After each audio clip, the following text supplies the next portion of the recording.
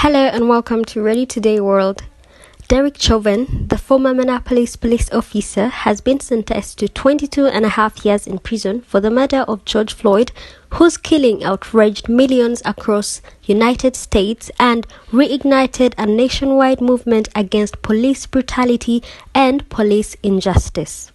Judge Peter Cahill of Hennepin County District Court handed down the sentence, which fell short of prosecutors' request for 30 years in prison. Cahill said his sentence surpassed the state's sentencing guidelines of 12 and a half years because Chauvin abused a position of trust and authority and displayed a particular cruelty toward Floyd. Floyd's sister, Bridget, applauded the sentence, saying it showed matters of police brutality are finally being taken seriously.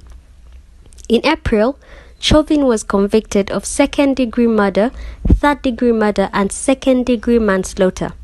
Chauvin has been held at the state's only maximum security prison.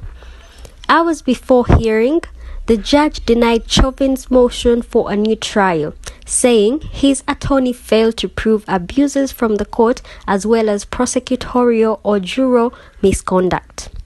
The graphic videos of the March 2020 arrest showed Chauvin, who is white, kneeling on the neck of George Floyd, who is black, for more than 9 minutes. 3 other former officers involved in Floyd's fatal arrest also face state and federal charges. Sulan Jones, Floyd's uncle, told CBS News that no amount of time can bring back his nephew. It's hard to put time on death, he said. Jones said he hopes to see future generations set up in terms of racial justice and that he is proud of people like Danielle Frazier, who filmed Floyd's death with her cell phone last May. I'm proud to be black, now more than ever I have been in my life.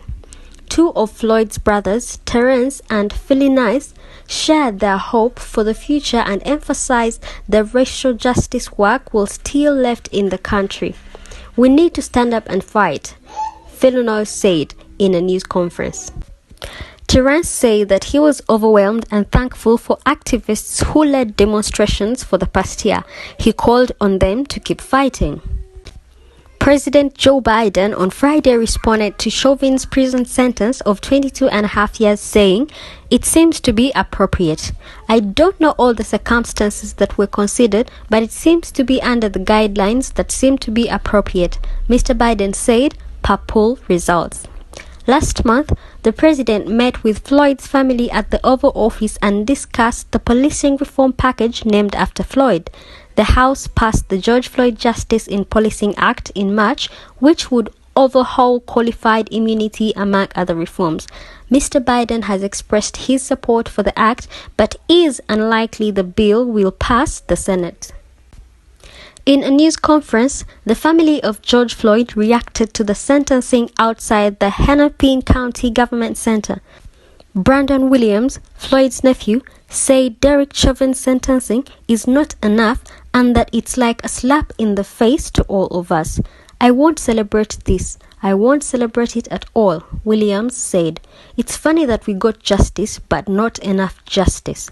Floyd's aunt, Angela Harrelson, told CBS News that the sentencing is bittersweet.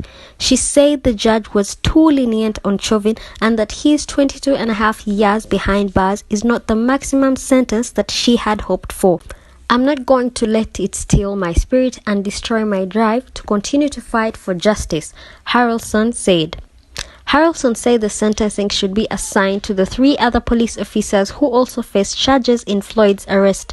"They better be shaking in their boots because the law has finally got it right," she said. Thanks for watching. Don't forget to subscribe to Ready Today World.